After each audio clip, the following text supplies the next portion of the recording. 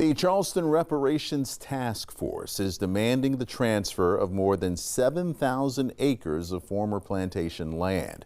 They're asking for land tied to 3 of the Lowcountry's most recognizable plantations, land that they want placed into permanent stewardship.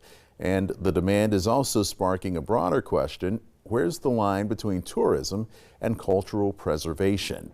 Live 5's Maya Brown talked with the leaders behind the request and is live for us in the studio with more on the demand for reparations. Maya?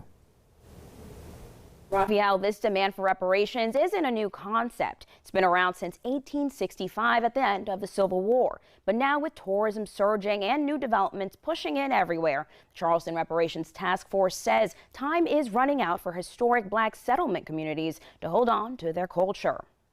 They say it's a fight about reclaiming what was taken: land, labor, and legacy.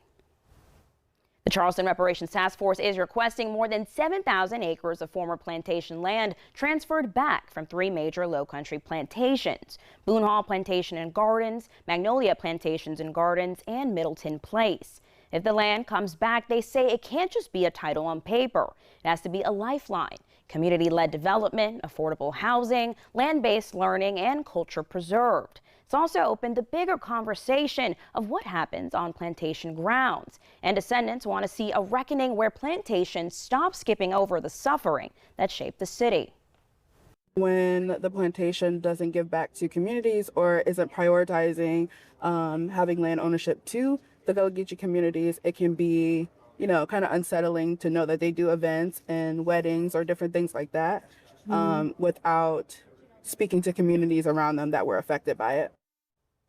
The task force is giving the plantations 40 days to come to the table on land transfer and reparative justice. That time runs up on June 1st. While all declined on-camera interviews, they did send statements stressing awareness, respect, and commitment. But Descendants say those promises read like PR, and they're done waiting on words. You can learn more about this at 6 p.m. Reporting in the studio, I'm Maya Brown, Live 5 News.